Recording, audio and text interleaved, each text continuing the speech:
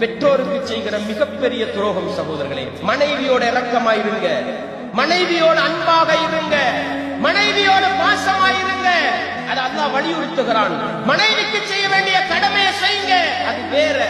ஆனால் மனைவியை நேசிக்கிறோம் என்பதற்காக தாயை எதிர்க்காதீர்கள்.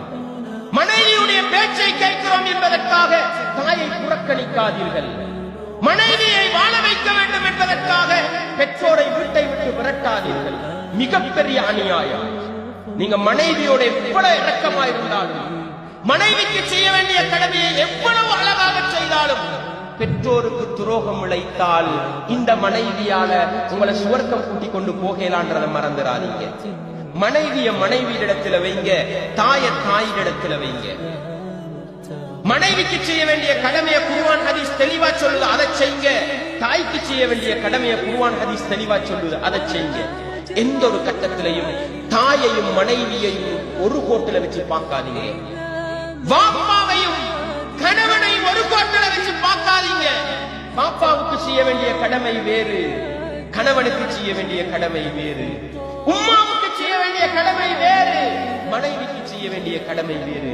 எந்த அளவுக்கு சகோதரர்களே, ஒரு சில குடும்பங்கள்ல நடக்கிற கேவலம் என்ன தெரியுமா? மனைவியோடு சந்தோஷமாக வாழ வேண்டும் என்பதற்காக உம்மாவை ஊட்டோட்டு வெளியே விரட்டுறாங்க. நஊது பில்லாஹ். என்ன செய்ய தெரியுமா? உங்களோட மனைவிக்கு உங்களோட உம்மா ஒத்துக்கோரா இல்லன்னு விளங்கினா, மனைவிக்கு கடமை இல்லையே உங்களோட உம்மாவை தாயா வச்சு நேசிக்கிறதுக்கு. உங்களோட உமாக்கு சேவை செய்யறது மனைவிக்கு கடமை, அல்ல உபகாரம். செஞ்சா நன்மை, செய்யாட்டி எல்லாம் குற்றம் முடிக்க மாட்டான். ஆனா உங்களோட மனைவியை வச்சு உங்களோட தாயை கேவலப்படுத்தாதீங்க. உங்களோட மனைவியை வச்சு உங்களோட தாயை அசிங்கப்படுத்தாதீங்க. இன்னைக்கு சில மகன்மார் என்ன தெரியுமா செய்யறாங்க? கொஞ்சம் ஆக்கி போடு, இல்லாட்டி பாரு, அவள் அசமா போனவள், இவளோட எல்லாம் ஆக்கி கொடுக்குற. இந்த நாய் சோற உங்க உமாக்கு கொடுக்கணுமா? நான் கேட்கிறேன். அடே ரெஸ்பெக்டா ஹோட்டல்ல வாங்கிட்டு வந்து ராணி வாழ்க்கை கொடுங்க உங்களோட உமாக்கு. ஒரு வேலைக்காரி வச்சு பாருங்க. எங்கட சமூகம் விளங்கின மிகப்பெரிய தவறு என்ன தெரியுமா?